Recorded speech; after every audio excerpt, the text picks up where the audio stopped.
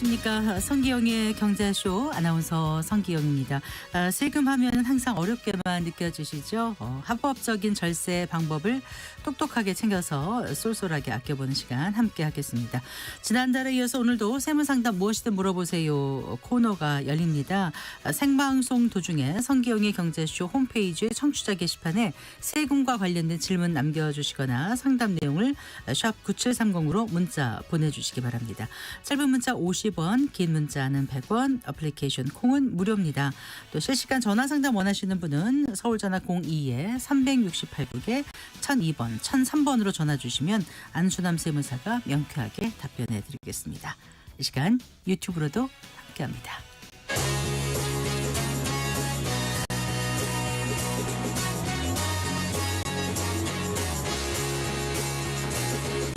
경제 시야를 넓혀드립니다. 투자의 지름길을 안내합니다.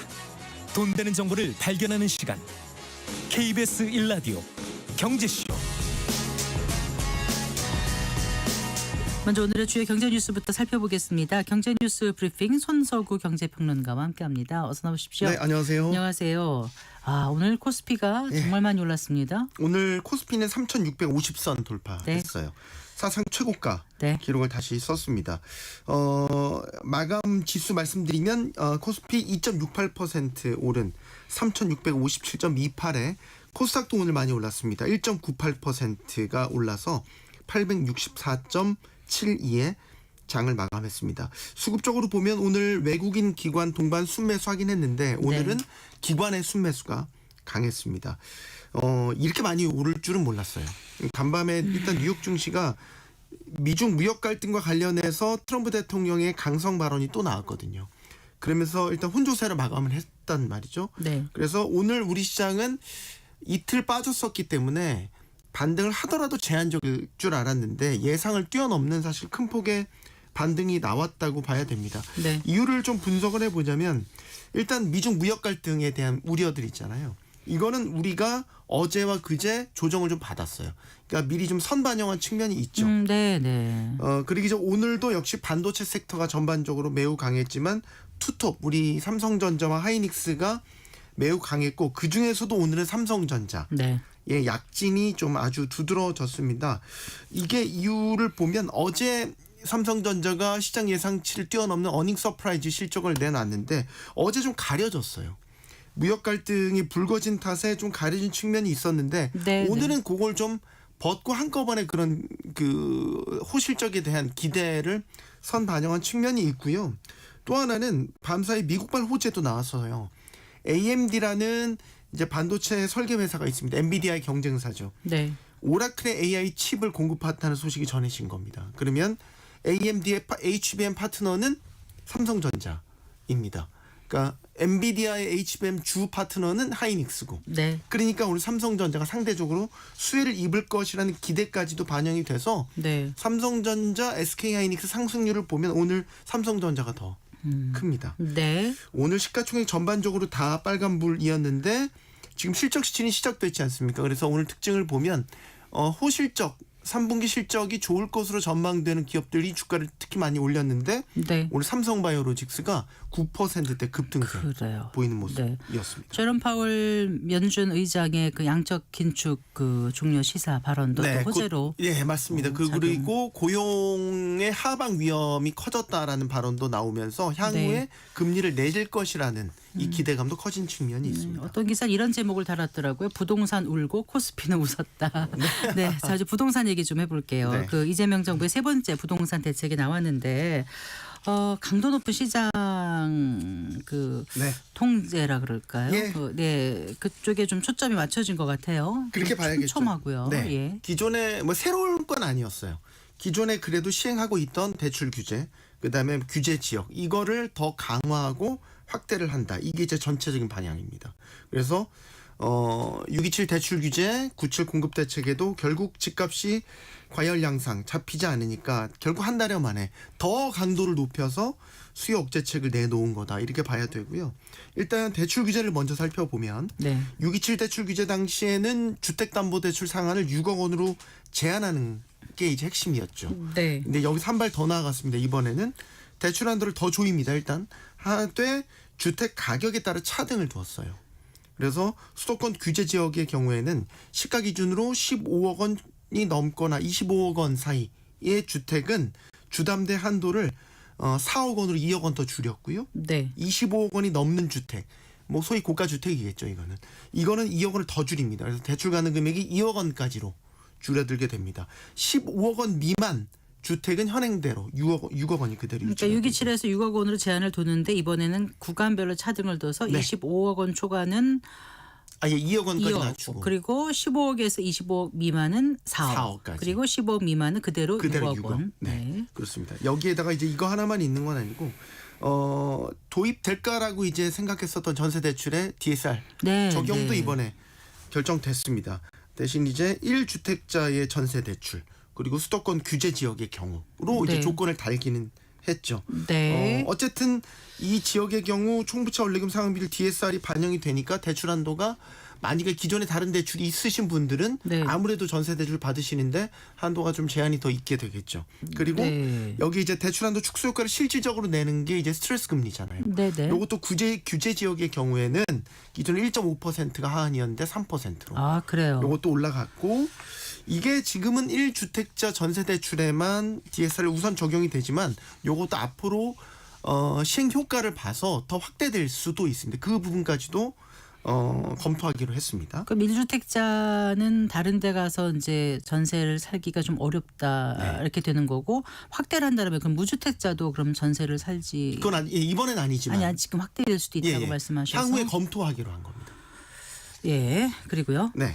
그러면은 이제 전반적인 대출 규제에 따라서 지금 그럼 시뮬레이션을 돌려보면 주담대가 얼마나 받을 수 있는 얼마나 줄어들까. 네. 그래서 이제 DSR까지 적용을 해서 감안을 해보면 연봉 예를 들어서 5천만 원에서 1억 원 수준의 차주가 4% 금리로 이제 균등상환 조건으로 주담대를 받는다고 가정할 경우에는 기존보다 대출 한도가 한 6에서 14% 정도 더 감소하는 것으로 나타났습니다. 네. 지금 이제 규제 지역이 서울 전체로 확대된 거고요. 네, 경기도 또 12개 지역까지 포함된 거죠. 네, 그렇죠. 그 투기과열 지구와 조정 대상 지역이 이제 서울 강남 3구 용산구에서 서울 전체 25개 자치구로 확대가 됐고 이제 경기도도 12개 지역이 추가가 돼서 지정됐습니다. 여기에 이제 토지거래 허가 구역도 네. 똑같이 다 서울 전역 경기도 12개 지역에 확대 적용하기로 네. 했습니다. 이제 규제 지역이 되면 각종 강화된 대출 규제가 적용이 되죠. 그럼 여기서 보통은 적용받는 게 주택담보 인정 비율 LTV이죠. 그래서 무주택자는 40%로 인정 비율이 좀 낮아지고 네. 기존의 주택을 갖고 계신 분들은 아예 제로가 되고요. 한도도 있고요. 그다음에 주담대를 받게 되면 주택 구입 목적의 주담대를 받게 되면 전입 의무도 부과가 되고 네. 그다음에 전세 대출도 이제 소유권 이전 조건부 전세 대출은 금지가 되고 보증 비율 있지 않습니까? 전세 대출 보증 비율도 90에서 80%로 강화되고 네. 각종 규제가 되게 많아집니다. 신용 대출도 만약에 1억 원 초과 대출을 기존에 보유하고 있는 차주라면 1년간 규제 지역 내에 네. 주택 구입도 제한되고요. 네. 이 밖에 이건 대출 규제만 말씀드린 거고요. 뭐 세제 부분에 있어서도 다주택자의 경우는 양도세 중과 그다음에 비과세 요건도 더 강화되고 그다음에 주택 전매 조건 같은 경우도 수도권은 3년간 제한되는 뭐 이런 각종 규제들이 적용이 되겠죠. 네. 핵심은 이겁니다. 대출은 더 조인다. 규제 지역은 풍선 효과까지 아예 차단하기 위해서 전역에 다 확대 적용. 한 번에 묶어버린 거예요. 네, 그렇죠. 예. 결국 이거죠. 시장을 더 강하게 통제해서라도 지금 뜨거운 집값을 어떻게 보면 강제로라도 시키겠다라는 의지가 분명해 보이죠. 다만 이제 과거에 이게 비슷하게 했던 정책들이 있습니다. 문재인 정부 시절에 파리 부동산 대책을 통해서 당시 서울 전 지역이 투기 과열 지구와 조정 대상 지역으로 당시 지정됐었던 아, 네. 그 과거의 선례들이 있죠. 이제 그때와 지금 이제 그때의 사례를 보면은 결과적으로 보면 집값이 잡히진 않았죠. 오히려 매물이 잠김 현상이 일어났었고 나중에 이런 게 영끌 현상이라든지 뭐 똘똘한 한 채로 수요가 갈아타는 식으로도 수요가 옮겨갔었죠. 다만 이제 지금 정부는 세제까지 종합적으로 검토하는 방안, 그 다음에 주택 공급을 더 속도감 있게 진행하는 방안까지 이제 보완 대책을 내놨기 때문에 과거와 지금을 똑같다고 볼 수는 없지만 일단 규제를 전반적으로 확산하고 강화한다라는 거는 과거 정부와 비슷한 궤로 가고 있다. 이렇게 볼 수 있겠고 세제 부분 하나만 더 말씀드리면 네. 이번에 세제 카드를 쓰진 않았습니다. 그런데 향후에 세제를 합리적으로 조정하겠다라는 방향성은 내놨습니다. 그래서 이게 조정이라는 중립적인 표현을 썼지 않습니까? 뭐 강화하거나 완화하겠다 뭐 이런 게 아니잖아요. 그래서 지금 나오는 전망은 아마 정부가 세제 부분에 있어서는 다양한 옵션을 검토하고 있지 않을까.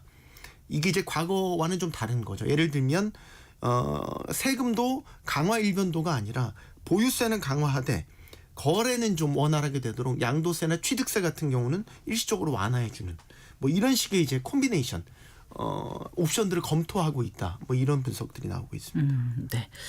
자, 그리고 실업급여 지급이 크게 늘어났다면서요? 네. 이 실업급여가 이제 실직자들한테 지급되는 급여잖아요. 그래서 구직급여라고도 하는데 고용노동부에 따르면 이제 지난달 구직급여 지급액이 1조 673억 원, 1년 전보다 10.9% 늘었습니다. 구직급여는 이제 올해 2월부터 지난달까지 8개월 연속 월 기준으로 1조 원 넘게 계속 지급이 되고 있어요. 이 지급 1조 원 넘게 지급된 기간이 길었던 게 과거에 코로나19 팬데믹 그때 네, 충격이 네. 있었던 게 2021년 그때 7개월 연속 1조 원 넘게 지급된 적이 있었는데 이번에 8개월 연속 1조 원 넘게 지급됐으니까 역대 최장 기간이 경신된 거죠. 올해 누적 지급액이 지금 10조 원에 육박을 하고 있습니다. 구직 급여 신청자도 계속 늘고 있어요. 지난달에 8만 9천 명. 그래서 1년 전보다 8천 명, 10% 증가했고요. 구직급여 지급자도 62만 5천 명, 1년 전보다 2만 4천 명, 4%가량 늘어난 것으로 집계됐습니다. 그만큼 이제 고용이 부진하다 이렇게 봐야 될 텐데 네. 뭐 일자리가 줄어들고 있는 게 어떻게 통계로 좀 나온 네. 게 있나요? 그렇습니다. 고용서비스 통합 플랫폼 고용이사를 이용한 9월 신규 구인 인원을 집계를 해보니 16만 5천 명. 네. 이게 작년 같은 달보다 6천 명, 3.5% 감소했습니다. 반대로 이제 신규 구직 인원은 지난달에 37만 8천 명, 3만 7천 명, 10.8% 이건 늘었습니다. 그래요? 네. 네. 그러니까 구인은 줄고 구직이 이제 는 거죠. 구직자 1인당 일자리 수를 뜻하는 구인 배수라는 게 있는데요. 지난달에 0.44로 나타났습니다. 1년 전 같은 달이 0.50이었습니다. 그러니까 1년 사이에 굉장히 이것도 낮아진 수치죠. 그러네요. 네. 그러니까 일자리를 찾는 사람은 늘어나는데 일자리는 줄어드는 어떻게 보면 전형적인 고용 불황의 모습을 나타내고 있는 네. 거죠. 하나 더 여쭤볼게요. 그 국내 1위 전자상거래 플랫폼 쿠팡이 네. 지난해 그 멤버십 가격 인상하면서 네. 그 소비자를 기만하는 꼼수를 부려서 뭐 당국으로부터 제재받았다면서요. 네, 그렇습니다. 공정거래위원회가 오늘 쿠팡 그 와우 멤버십 가격 인상 동의와 관련해서 가격 인상 동의를 유도하기 위해서 기만적인 사용자 인터페이스를 사용했다. 그 외에도 이제 웨이브라든지 다른 음원 서비스, OTT 서비스 등 관련된 업체들의 계약 해지나 소비자 기만 행위와 관련해서 제재 사항을 발표를 했습니다. 쿠팡의 사례가 가장 눈에 띄었는데요. 쿠팡이 작년 4월에 와우 멤버십이라고 이제 자사의 멤버십 회원 멤버십 서비스 가격을 올렸습니다. 그때 4,990원에서 7,890원으로 꽤 많이 그때 올렸었는데 네. 당시에 가격 인상을 결정하면서 기존의 회원들에게 가격 올리겠습니다라는 이제 동의를 받는 과정에서 소비자를 기만하는 꼼수를 부렸다는 겁니다. 보통 그래서 가격 동의를 받기 위해서 앱 초기 화면에 팝업 창 같은 걸 띄워서 네. 가격 인상에 이제 동의하십니까? 이런 것들이 이제 동의를 받지 않습니까? 근데 이제 그 팝업 창에 즉시 동의 또는 나중에 하기 이렇게 두 개를 선택할 수 있도록 한 거죠. 네. 여기까지는 큰 문제가 없죠. 근데 이제 즉시 동의한다는 버튼은 크고 눈에 잘 띄게 파란색으로 중앙 하단에 이걸 떡하니 배치를 했고 반면에 나중에 동의하기 이거는 작고 희미한 흰색으로 잘 안 보이게 그것도 우상단에 네. 숨겨진 형태로 이제 배치를 한 거죠. 네. 이게 결국에 소비자의 선택권을 이제 좀 무시한 채 즉시 동의하는 거를 어떻게 보면 강제적으로 유도한 거다. 근데 이제 꼼수가 여기서 그친 게 아니라 결제 단계에서도 결제하기 대신 이런 걸 넣은 거죠. 가격 인상에 동의하고 구매하기. 이런 거 문구를 넣어서 네. 사실상 이제 계속 동의 없이는 구매를 불가하게 만든 구조 이런 것들을 이제 지적을 한 겁니다. 공정위는 이 같은 형태가 결국 소비자들이 의도치 않게 인상된 가격에 동의하게 만든 기만적 행위다 이렇게 판단을 했고 네. 쿠팡의 과태료 250만 원 부과했고요. 뭐 이 밖에 과태료가 250만 원이에요? 네, 250만 원 부과했습니다. 예. 솜방망이 제재라는 느낌적인 느낌이 들죠. 그밖에 이제 OTT 서비스 웨이브라든지 음원 플랫폼 뭐 벅스 이런 서비스들도 상품 해지 절차에서 소비자들에게 불리한 정보를 제공한 혐의로 각각 400만 원, 300만 원의 과태료 제재를 받았습니다. 알겠습니다. 잘 들었습니다. 고맙습니다. 감사합니다. 경제뉴스 브리핑 손서구 경제평론가와 함께했습니다.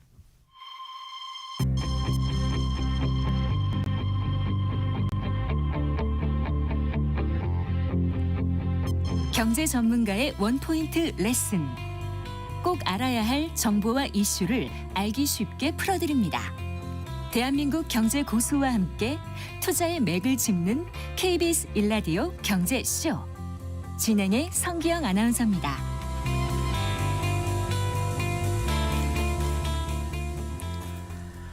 4시 21분입니다. 세무상담 무엇이든 물어보세요 코너 시간입니다. 생방송 도중에 저희 성기영의 경제쇼 홈페이지 청취자 게시판에 세금과 관련된 질문 남겨주시거나 상담 내용을 샵 9730으로 문자 보내주시기 바랍니다. 짧은 문자 50원, 긴 문자는 100원, 어플리케이션 콩은 무료입니다. 실시간 전화 상담 원하시는 분은 서울전화 02-368국에 1002번 1003번으로 전화 주시면 안수남 세무사가 명쾌하게 답변해 드리겠습니다. 자, 세무법인 다솔의 안수남 대표 세무사 모셨습니다. 어서 나오십시오. 네, 안녕하세요. 안녕하세요. 네. 자, 오늘 그 정부의 세 번째 주택시장 안정화 대책 네. 발표된 거 보셨죠? 예, 맞습니다. 예. 어떻게 보셨습니까? 글쎄 조금 시장에서 예상보다 좀 더 강하다고 이렇게 네. 받아들인 것 같아요. 네. 그러니까 이제 조정 대상 지역이라든지 투기과열지구는 확대될 거라고 예측을 했는데 네. 한강벨트 정도 하지 않겠느냐고 이렇게 봤는데 서울 전역에다가 이제 수도권에서도 경기도 지역에 12개 지역들이 그러니까요. 확대 적용되고 그게 또 토지거래 허가지 구역으로까지 다 규제를 시켜버리니까 상당히 지금 시장은 위축되지 않을까 이렇게 우려는 됩니다. 네. 그러니까 이제 부동산 시장 전반적으로 좀 위축이 될 거라는 생각을 하세요. 네. 예. 일단은 제일 중요한 것이 이제 토지거래가 규제가 돼버리면은 네. 실수요 2년 거주 요건이 들어가니까 네. 예, 아무래도 이제 지방에 계신 분들은 취득이 어렵다고 보여져야죠. 네, 그래서 그런 부분이 이제 아무래도 해외에 계신 분들, 지방에 계신 분들, 네. 예, 또 실제 들어가서 거주 못할 상황이 벌어진 분들은 취득이 쉽지 않고 또 비과세 요건도 이제 2년 이상 거주를 또 해야 비과세가 되니까 예, 그런 수요가 또 억제되는 효과가 생기죠. 그러면 내일부터 이게 전격 시행이 되는 건가요? 네, 조정 대상 지역은 내일부터 되고 네. 토지거래 허가 규제는 네. 아마 다음 주 월요일부터 날짜가 다르게 예, 시작되는군요. 좀 다르게 지금 적용하는 것 같아요. 시기는. 네. 그러면 그게 언제까지라고 못 박은 건 없나요? 없습니다. 네. 예, 조정 대상 지역 투기과열지구는 그냥- 해제 요건이 없어요. 예, 그래서 옛날처럼 네. 즉 주택가격 급등 지역이라 해서 요율이 정해져서 얼마 이상 오르거나 또 얼마 이상 떨어지면 해제 요건을 정해줘야 되는데 네. 그런 요건이 없습니다. 네. 토지가 거래가 마찬가지로 규제도 네. 규제 권자가 임의로 정하고 들어 있어서 아마 부동산 가격이 안정될 때까지 계속 지속된다고 봐야 되겠죠. 네. 일단은 투기 과열 지구하고 토지 거래 허가 지역이라든가 뭐 조정 네. 대상 지역되면 여러 가지 바뀌는 게 있는데 아까 말씀하신 네. 그거 있잖아요. 예. 규제 지역으로 지정이 되면 네. 그 실거주 요건이요. 네. 그러면은 그게 내일부터 시작이 되면 그때 네. 이후에 구입하는 분들한테 그렇습니까? 그렇습니다. 이전에 구매를 했는데 주택을 네. 당시에 그럼 투기과열지구나 이런 게 아니었으면 해당이 안 되는 예, 건가요? 그 조건이 필요 없는 거고 조정 대상 지역 이후 취득한 주택에 대해서 2년 이상 거주를 해야 비과세 요건이 충족되니까 네. 이제 새로 취득하신 분들만 해당이 됩니다. 그렇군요. 어떻습니까? 다주택자들 같은 경우는 일단 이렇게 규제 지역으로 지정이 되면 네. 그럼 양도세라든가 뭐 취득세라든가 여러 가지 좀 뭔가 좀 달라지는 거 달라지는데 없나요? 이제 네. 지금 다주택자 중과세가 내년 이제 5월 9일까지 유예를 해주고 있지 않습니까? 예. 그래서 이제 지금 민주당 정부 들어오면서 시중에서는 계속적으로 이 부분이 연장이 안 될 걸로 상당히 지금 예상들을 많이 하고 있어요. 이 카드를 쓰지 않겠냐. 그래서 그때만 해도 이제 4개 지역이었으니까 네. 다주택자 중과세 규정이 그렇게 여파가 크지 않을 거라고 봤는데 지금 서울 전역에다가 경기도 12개 지역까지 네. 되는데 만약에 이 카드를 써버리면 네. 사실은 공급자에다가 중과세를 하잖아요. 매물 잠금 현상이 오니까 가격 안정은 더 어렵다고 보는 거죠. 네. 이 가격이 전에 우리가 봤을 때 이 네. 카드를 썼을 때 가격이 안정된 적이 한 번도 없었거든요. 그래서 이걸 사용하려면 수요자 중심으로 이걸 과세를 해야 되는데 네. 또 그렇게 개정을 하게 되면은 시중에 또 시그널이 이것이 완전히 또 해소시킨다는 그런 우려를 주는 것 같아서 손을 못 대고 있는 것 같아요. 네. 그다음에 이제 지금 거주 요건이 들어가서 비과세가 강화되는 것도 하고 취득세가 좀 굉장히 중요해요. 네. 취득세가 2주택 중과세부터 적용돼 버리잖아요. 네, 네. 그리고 또 증여는 모두 조정 대상적에 있는 그 부분이 네. 2주택자부터 다 중과세가 돼 버리기 때문에 아하. 증여까지 이제 사실 다 지금 잔금 현상이 오게 되거든요. 아. 그러니까 증여를 활용하려는 이유는 다주택자이면서 이제 종부세가 지금 관건인데 네. 이번에 종부세는 발표에서 빠졌어요. 네. 근데 요거는 어쨌든 시행령으로 개정을 해서라도 내년 6월 1일 현재는 네. 이것이 지금 현행 공정시장 가입비율 60%가 80% 정도까지는 높아질 것이라고 예측을 하고 있거든요. 20%포인트나 올린다고요? 예, 이번에? 지금 네. 근데 지금 연구 용역을 줘가지고 지금 결과를 봐가고 있는데 아마 11월달 결과 나오면 네. 그때 가서 손을 댈 것 같아요. 이거는. 네. 네. 그래요. 일단 시장에서 생각했던 것보다 조금 더 강하게 나왔다고 말씀하셨는데 네. 그러면 수요자들은 어떻게 대응하는 게 좋을까요? 글쎄 지금 이제 다주택 중과세 규정 때문에 먼저 성급하게 양도하시는 것은 조금 고려를 해보셔야 되고요.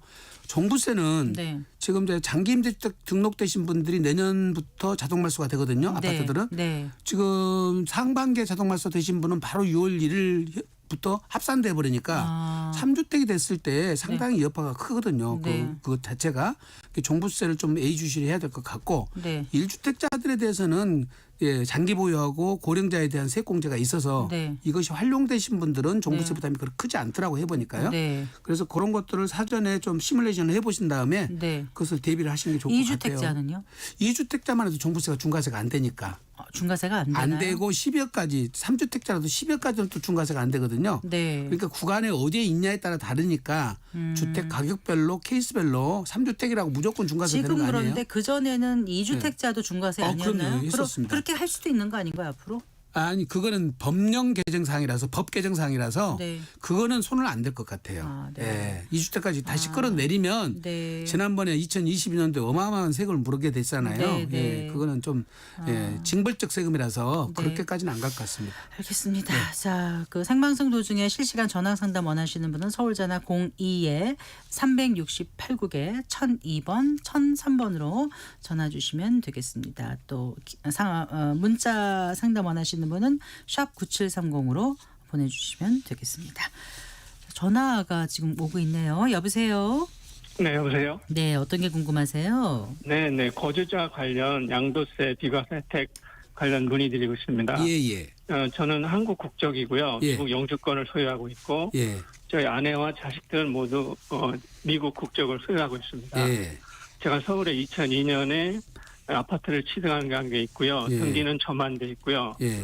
그래서 이때 집을 팔기 위해서 비과세 혜택을 받으려면 네. 제가 한국에서 거주를 해야 되는데 네. 저 혼자만 거주해야 되나요? 아니면 집사람하고 가족 모두 거주해야 되나요? 지금 현재 여기 한국에 나와 계신가요? 예, 제가 지금 나와 있어요. 저희 집안일 때문에. 얼마나 지금 머무르고 계시나요? 지금 현재 한 달 조금 넘었죠. 집 아버지가 불편하셔서. 그런데 지금 거주자 요건을 충족하시려면 지금 예. 현재 우리 현행 필요 조건용으로 180일 이상을 예. 거소를 둬야 되고요. 더 예. 중요한 거는 여기에 직업을 가지시거나 예. 전 가족이 다 복귀를 하셔야 되는데 예. 혼자 잠깐 나와서 180일 채우신다고 해서 거주자로 판단은 안 되는 거거든요. 거의. 예. 그래서 그거는 거주 요건에 대해서는 충분하게 검토 받으시고 하셔야 됩니다. 예. 뭐 그럼 비록 그 등기가 정한됐더라도 저 아내도 같이 와야 되는 거예요. 아니 이제 선생님이 제일 중요한 거는 예. 직업을 받는 것이 제일 중요하고요. 네네. 지금 거주자 비거주자 판정은 인별로 판단을 하기 때문에 네. 배우자가 서로 영주권을 갖고 미국 시민권자라 하더라도 네네. 본인이 한국에서 거주를 하고 거주 요건을 충족하시면 네네. 직업을 갖고 여기서 항구적으로 계속 거주할 거라고 판단되면 거주자로 인정이 돼요. 아, 네. 근데 아무래도 가족 없이 나 혼자 그걸 요건 받으려면은 네네. 얼마 좀 1, 2년 머물렀다고 되는 건 아니고 네네. 안 돌아갈 거라는 확신이 서야 세무서에서 거주자로 인정을 해주거든요. 아, 네네. 그래서 간단치가 않다는 거죠. 예. 아, 네. 네. 그리고 한 가지 더 저희 네. 집사람이 네. 2023년 9월에 그 양평 전원주택을 상속을 받았어요. 예. 그래서 이런 경우는 뭐 5년 이내에 팔아야 예. 그 비과세 혜택을 받을 수 있나요? 둘 중에 어차피 지금 하나. 우선 사모님이 비거주자라서 네. 비과세는 상속주택이라도 비과세는 안 되는 거고요. 네네. 예, 다주택자 중과세를 적용할 때 5년 이내 팔아야 중과세를 배제한다는 것인데 네네. 지금 중과세 대상은 아니잖아요. 네네. 20주택자밖에 아니기 때문에 그러니까 네네. 5년 이내 매각을 하고 5년 지나서 매각하고 예, 세부담 차이는 안 납니다. 아, 네, 네네. 네, 네네. 감사합니다. 네, 제가 이 상담 중에 좀 궁금한 게 있었는데요. 거주자를 보는 게 직장이 있어야 된다 그러셨잖아요. 네. 그런데 이제 만약에 연로하시거나 이런 분들이 이제 한국에 오셔가지고 네. 직장을 구하기는 어렵고 아니 네. 구하기 싫든 어렵든 네. 못 구하는 상황일 때 예, 예. 그럼 어느 정도 있어야 거주자로 인정을 받아요? 그럴 제일 때는 중요한 거는 가족이 다 나오고 영주권을 말소를 하고 아. 한국에서 내가 직업을 갖고 거기서 매각한 재산을 갖고 나오면 아. 신빙성이 있는데 아. 아들 딸은 미국 살고 재산도 그대로 놔두면서 내가 1년 2년 살다가 네. 팔고 나서 비과세 받고 갈 것 같다. 그럼 거주자라 인정 안 하는 세금을 거죠. 위해서만 그럼요. 거주자인 척하는 건 안 네, 된다. 그건 안 되고 네. 또 특히 관리실 같은데 예, 경비원으로 잠깐 이렇게 근무하는 걸로 아. 예, 직업이 안정적 직업이 아니면 또 그것도 인정을 보통 법이 안 합니다. 상식적인 선에서 그렇습니다. 되는 거죠. 네, 예, 알겠습니다. 예. 다음 전화 받아볼까요? 여보세요. 여보세요. 네, 어떤 게 궁금하십니까? 아이고 수고 많으십니다. 감사합니다. 제가 2000년도에 예, 단독주택을 이제 구입해서 전세를 놓고요. 예, 2018년부터 22년까지 4년간 단기 임대사업자 등록해서 자동 말소가 되었어요. 예, 그런데 지금 이 집이 재개발이 진행되어 예. 이주 중입니다. 예, 그래서 이것을 지금 매도를 할까 하는데 예, 현 시세는 한 10억 정도 가는데 예, 2005년도 그 당시에는 그 매매 금액이 등기 권리증에 기재가 안 돼 있었어요. 예, 그렇습니다. 예, 양도 차익은 정확히 알 수 없을 없을까. 거고. 그리고 또 지금은 3주택입니다. 3주택자라고요? 예, 예. 예, 그리고 한 가지 더 이제 또 질문을 해야 하는데 네, 지금 2008년도에 아파트를 한 채 구입해서 예, 현재까지 세를 놓고 있습니다. 예, 근데 지금에 와서 매도를 하려고 하는데 예, 계약 갱신 청구권 때문에 예, 앞으로 한 2, 3년 더 기다려야 할 것 같아요. 예. 그래서 이 아파트를 단기 임대사업자로 등록하여 자동 말소가 되었는데 아파트도요? 예, 아파트도요. 예, 그래서 앞으로 2년 후에 매도를 하게 되면 예. 혹시나 임대사업자가 장기 특별 공제가 예, 받지 못할까 지금 고민입니다. 예. 그리고 또 그래서 하나는 어떤 아파트가 뭔 주택 있나요? 또 하나가 세 채라면서요? 아니, 그리고 하나는 또 그 거주하는 또 주택이 하나 있어요. 거주주택이 하나 있고. 예, 네, 그러면 지금 정리해 보면요. 2005년도 취득해서 지금 10억 됐다는 거는 네. 취득가액은 지금 모르게 되면은 취득 한상가라 계산하는 방법이 있어요. 예, 예. 기준시가 인상률만큼 계산되기 때문에 실제 네. 내가 산 금액보다 오히려 높게 나올 수도 있어요. 아, 그래요? 네, 네, 그거는 계산을 한번 해보시고 예, 예. 계산해 보시고 그다음에 2008년도 구입해서 아파트 취득한 이 부분은 예, 예. 지금 현재 뭐 양도를 한다고 그래가지고 단기 임대주택으로 등록됐기 때문에 세제 혜택을 하나도 받을 수가 없고요. 다만 장기보유 특별공제 1년 2%짜리는 다 공제 가능하거든요. 그래요? 네, 그건 근데 공제 받을 수 있어요. 기간이 있습니까? 어떤 기간이요? 아니, 자동마세 장기 특별 공제를 예. 단기 임대사업자를 내가지고 예, 지금 하는데 단기 그 임대사업자가 언제 끝나는가 또 그대로 계속 유지하는가 예. 거의 궁금하거든요. 그거는 자동 말소 됐기 때문에 저기 계속 유지가 안 되죠. 지금 등록은 안 되는 상태고 예, 예. 그것을 지금 매각한다고 그래서 5년 지나서 매각하든 이내 매각하든 세부담 차이는 크게 없어요.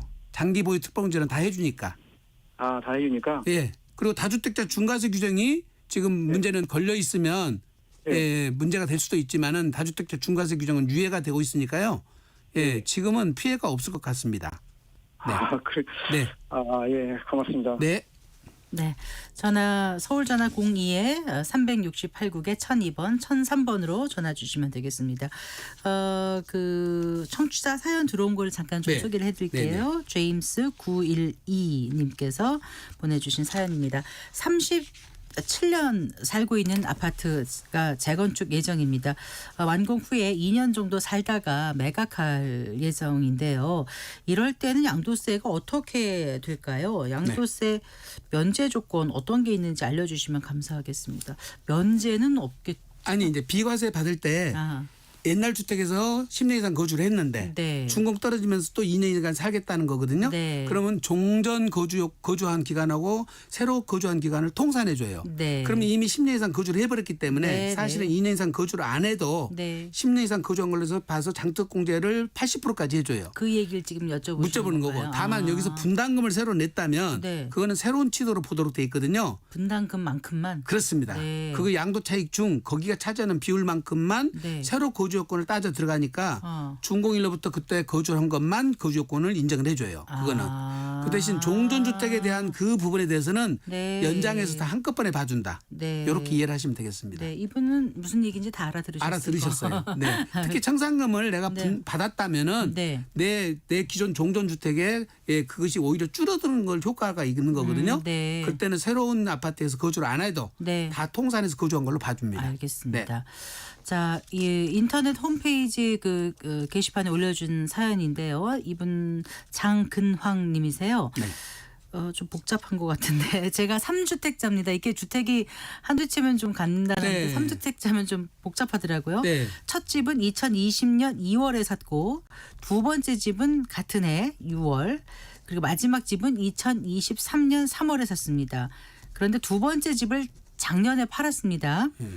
이렇게 되면 일시적으로 2주택 대상이 돼서 첫 번째 집을 팔면 양도세가 비과세되는 것으로 알고 있는데 자금이 필요해서 지금 첫 번째 집을 팔려고 합니다. 그런데 알아보니까 2025년 2월 대법원 판례에 따라서 비과세가 안 될 수도 있다고 들었습니다. 네. 관련해서 다른 민원인이 기재부 해석을 요청한 상태로 아직 해석은 나오지 않은 것으로 알고 있습니다. 세무사님, 이럴 경우에 제가 첫 번째 주택을 팔 경우 비과세가 되는 것이 맞는지요? 만약 기재부 해석이 과세해야 된다고 나온다면 대법원 판례부터 기재부 해석 이전 거래도 소급 적용될지 만약 소급 적용을 안 한다면 계약금 받은 건과 잔금까지 완료된 계약들은 어떻게 될지도 궁금합니다. 이게 좀 복잡해서 제가 지금 일부러 천천히 읽었습니다. 네. 네. 근데 이제 이게 일시적 1세대 2주택 비과세 요건은 네. 집을 한 채 가진 사람이 네. 집을 다른 또 거는 한 채를 취득했을 때 3년 안에. 3년 안에 팔면 비과세가 되는데 근데 이분은 2주택인 상태에서 예. 상태에서 지금 또 한 채를 취득해서 3주택이 돼버린 거예요. 네. 그러니까 두 번째 집을 먼저 팔았어요. 그러니까 이제 이분은 파니까 나는 2주택이다 이거죠. 취득 시점에서 볼 때는 3주택자고 네. 양도 시점에서 봤을 때는 2주택자거든요. 복잡해라. 네. 예, 그랬을 때 예. 일시적 1세대 주택을 적용받을 수 있냐 없냐인데 네. 지금까지는 그 경우에 대해서 비과세를 해주고 있었어요. 근데 지금 말씀드린 대법원 판례를 어디서 아셨는지 네. 예? 이 대법원 판례가 이 경우는 아니에요. 다른 경우에 네. 이 판례가 여기에서 이런 유형에서 비과세를 주장을 했더니 네. 너는 처음부터 두 주택을 갖고 있어 새로운 주택을 취득했기 때문에 과세다. 비과세를 다툴 여지가 없다. 다른 요건 때문에 다른 것에서 다투는데 거기서 이런 유사한 판례가 나와 버렸다는 거지. 똑같은 게 아니라 약간 똑같은 다르군요. 케이스 아니에요. 예, 거기는 이제 그 보유기간 리셋 규정이라는 규정이 새로 신설됐는데 네. 거기서 다툼이 벌어진 거예요. 그러니까 일시적 1세대 주택 갖고 다툼 벌어진 건 아니에요. 그러니까 그것을 여기다 준용을 해석을 해버리면 네. 자기가 지금 비과세를 못 받지 않느냐 이 말씀이에요. 네, 근데 근데 그게 기재부에서 아니라는 아직까지 말씀이죠. 유권 해석이 없어요. 없기 때문에 저희들은 네. 예, 국세청에서도 아직은 여기에 대해서 과세하겠다고 공식적으로 표명한 바는 없어요. 네. 그러면 유권 해석이 만약에 새롭게 나온다면 유권 해석 변경된 날로 이후 양도분부터 적용을 해야지. 그 전부터. 이미 다 팔아본 사람까지 소급 적용한 것은 그렇죠. 소급과세에 해당돼서 찾아가서 다 일일이 내라 그럴 수도 없잖아요. 시장이 혼란이 오기 때문에 예. 정확한 거는 물론 공식적인 유권 해석을 받아봐야겠지만은 저희들이 예측하기에는 그렇게까지 무리하게 유권 해석을 낼 것 같지는 않아요. 근데 네. 저는 궁금한 게요. 네. 2020년에 첫 집을 샀잖아요. 네. 그리고 두 번째 마지막 집을 2023년에 샀잖아요. 예. 두 번째 집은 팔았다면서요. 네. 그럼 3년 안에 3년이 지났잖아요. 아니 그리고 2020년 두 번째 집 팔 때는 세금 번- 냈죠. 예, 근데 두 번째 집이 2023년에 샀어요. 예, 아니 세 번째 집을 세 샀어요. 번째 집을 샀어요. 네, 근데 네. 지금 첫 번째 집을 팔려고 그러시는 거잖아요. 네, 네, 네. 그럼 세 번째 집을 산 지 아직 3년이 안 됐군요. 그렇죠. 아. 3년 안에 들어와 있으니까 그게. 아, 그래서. 네, 그러니까 세 번째 집을 취득할 때는 2주택자의 조건에서 취득을 했고, 네. 그럼 팔고 난 다음에 지금 첫째 집을 팔 때는 집이 일시적 1주택 요건을 충족했고, 네. 예.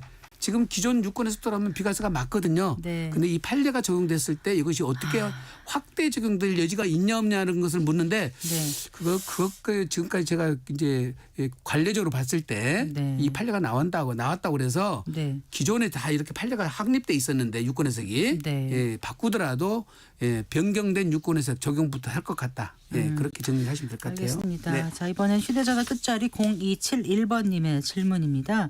손자에게 증여 한도에 대해서 여쭤봅니다. 10년간 공제 한도는 어떻게 될까요? 특히 미성년자의 경우는 더 적은 것으로 알고 있는데 만약에 친조부와 외조부가 매년 100만 원씩 손자에게 줬다면 세금이 어떻게 되는지 궁금합니다. 라고 물어오셨는데요. 네. 예. 우선 공제 한도 증여 한도는 없고요. 네. 비과세 범위가 네. 손자의 경우에 성년이면은 5천만 원, 미성년이면 2천만 원이니까 네. 예, 10년에 2천만 원까지 공제는 된다는 거죠. 네. 근데 이제 매년 100만 원. 예, 친조부 외조부 100만 원씩 주니까 2,400만 원 되잖아요.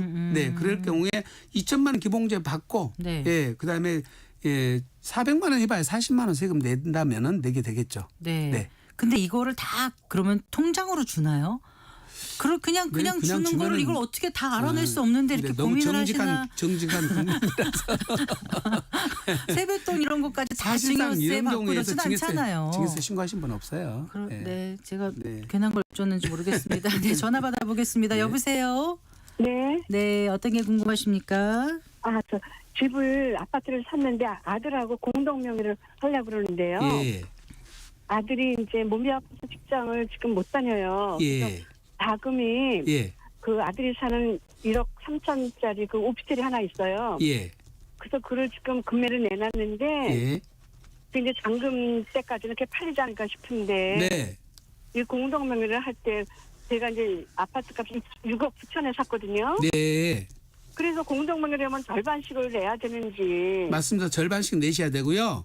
네. 대출이 있거나 전세금이 있거나 그럼 빼고 네. 현금 투입된 금액의 2분의 1씩 각자 부담을 해야 됩니다. 그러니까 그러면은 6억 9천이면은 3억 4,500씩 있어야 되겠죠? 그런데 아들이 이제 그게 안 되니까 그럼 나머지는 선생님 그거를 어떻게 제가 아들 주는 걸로 하는 거예요. 증여를 할 수도 있고요. 예. 지금 빌려주는 형태를 취할 수도 있는데 네. 중요한 거는 지금 채무 증서를 쓰게 되면 아들이 변제 능력이 있어야 되거든요. 그럼 없죠 지금. 그 변제 능력이 없는 상태에서 채무 증서를 쓰는 것은 네. 세무조사가 나오면 인정 안 할 가능성이 높아요. 그렇죠. 네. 그러니까 그거는 조금 이제 고려를 하셔서 전문가 도움을 받으셔가지고 네. 지금 생방송이라 제가 일일이 다 말씀드릴 수는 없고 네. 예, 그거는 좀 상담을 직접 받으시는 게 좋을 것 같습니다. 그러면 네. 그거 1억 3천 이제 오피스를 판 값은 네, 이제 집산에다 보태고 네, 그러면 이제 훨씬 절반이 안 되잖아요. 네, 네, 그렇죠. 그럼 그 부분만 가지고도 공동 명의는 할 수 있어요? 아닌다니까. 그러니까 자금은 다 맞추셔야 되고 네. 못 맞춘 금액에 대해서는 증여로 처리하거나 대여로 처리해서 해결을 하셔야 된다고요. 아 그래요. 네, 네, 네. 그러면 세무사님께 개별적으로 제가 개별적으로 상담 한번 해야겠네요. 받아보세요. 네. 아, 예, 알겠습니다. 네, 네. 감사합니다. 네. 네. 네, 자, 전화 들어와 있네요. 연결해 보겠습니다. 안녕하십니까? 네, 여보세요. 네, 어떤 게 궁금하세요? 네, 안녕하세요.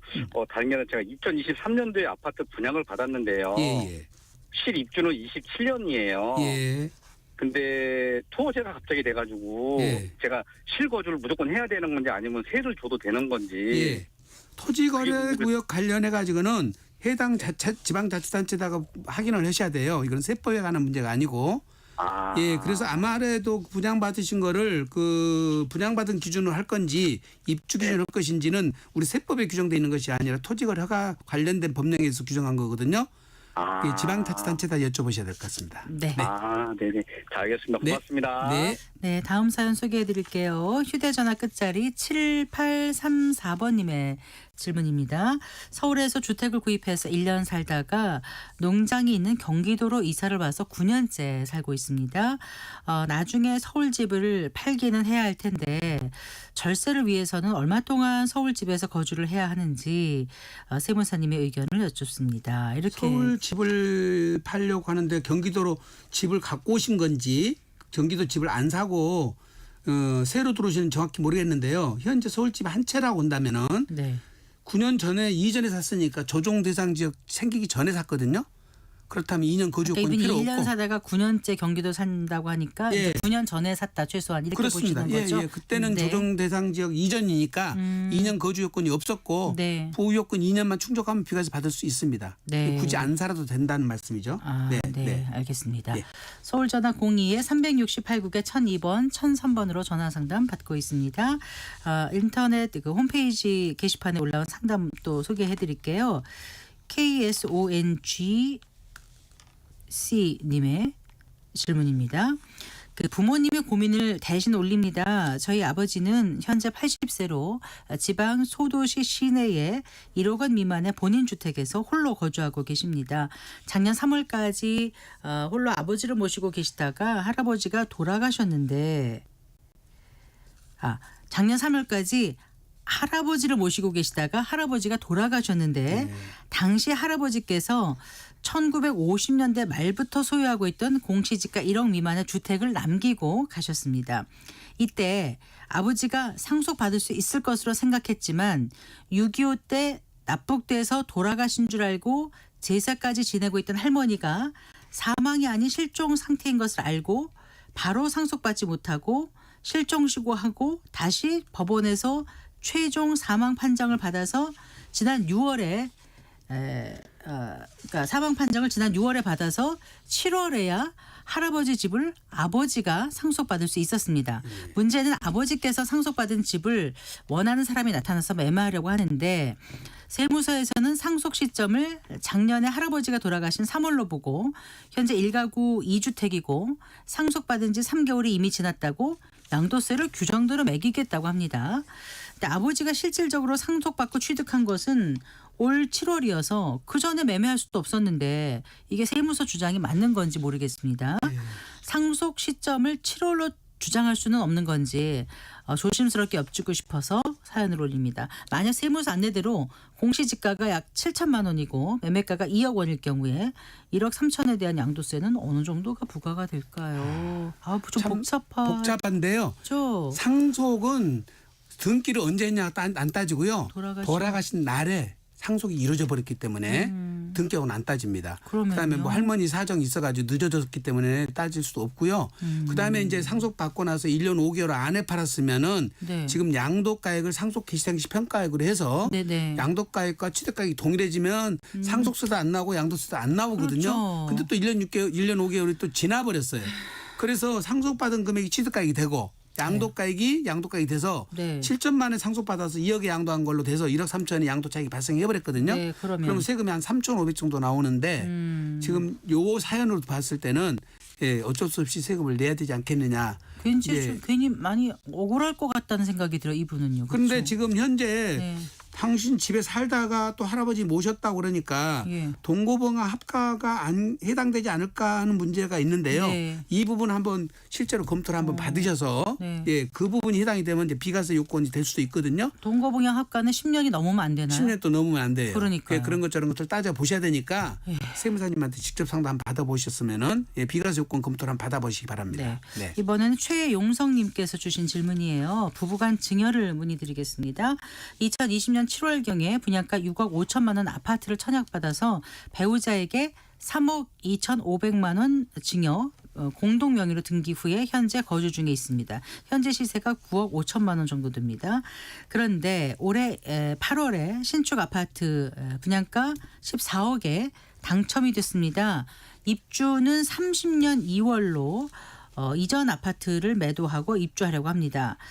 신축 아파트도 배우자와 5대5 공동 명의로 하고 싶은데 이럴 경우에 증여 또는 신축 공동명의 지분을 어떻게 하면 좋을지 문의드리겠습니다. 지금 우리가 3억 2,500 네. 증여를 받아서 네. 9억 5천에 팔면은 네. 내 자금 출처가 4억 7,500이 되는 거거든요. 네. 그러니까 이제 14억 중에서 7억이 내 지분이 되잖아요. 네. 그러면 요걸 차감시키면 2억 3,500만 예. 추가 증여가 이루어지는데 네. 2억 3,500을 추가 증여를 앞에다 합치더라도 6억이 안 되거든요. 그렇죠. 부부간에 네. 10년 내에 6억까지는 할 수 그렇습니다. 있는데 그렇습니다. 2030년 2월이고 20년 네. 7월이었으니까 약간 좀 이분이 걱정하셨던 것 같아요. 합해졌다 하더라도 6억이 안 넘어가니까 네. 예, 증여세는 없다고 보시면 될 것 그래서 같습니다. 증여나 신축 공동명의 그냥 마음 편하신 대로 마음 하시면 편하면 된다. 되시고 앞에 걸 팔아서 이 돈이 왔으면 상관없습니다. 네, 네. 알겠습니다. 네.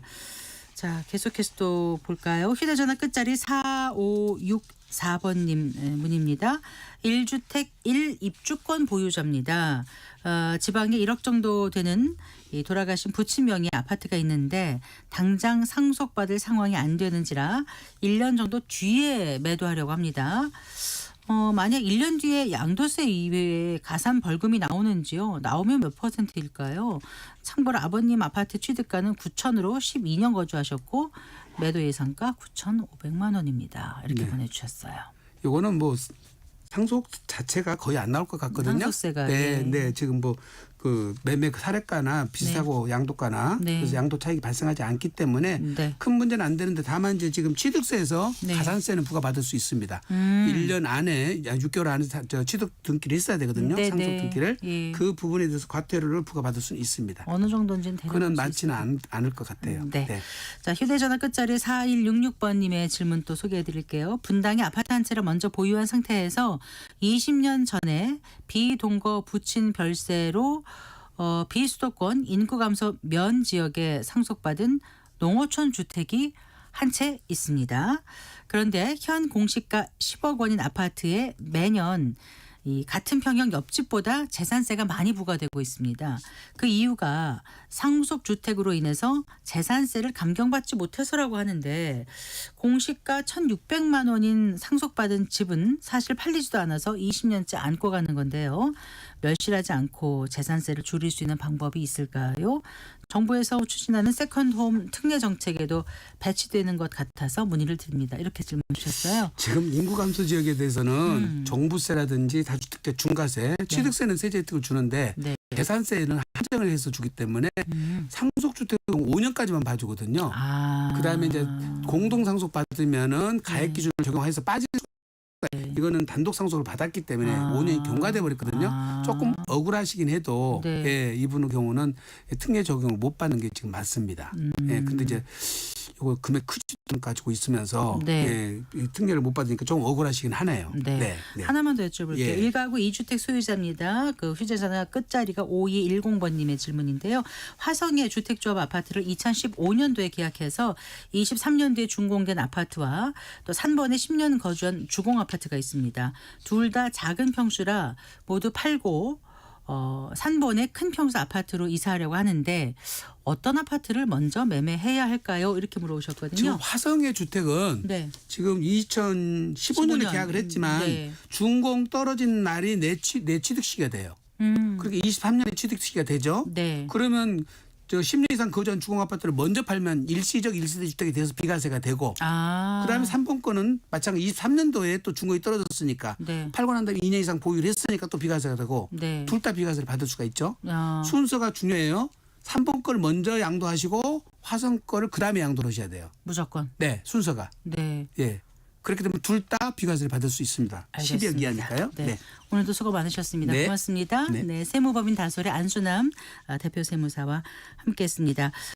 세무상담 한 달에 한 번씩 보내드리는 거 알고 계시죠? 안수남 세무사와 함께하는 세무상담 코너는 다음 달 11월 19일 수요일에 여러분 찾아뵙겠습니다. 세금 관련해서 궁금한 내용 있으신 분들은 성기영의 경제쇼 홈페이지 청취자 게시판에 질문 남겨주시거나 샵 9730으로 상담 내용 문자 보내주시기 바랍니다. 11월 19일 수요일 세무상담 무엇이든 물어보세요 코너에서 안수남 세무사가 답변해 드리겠습니다.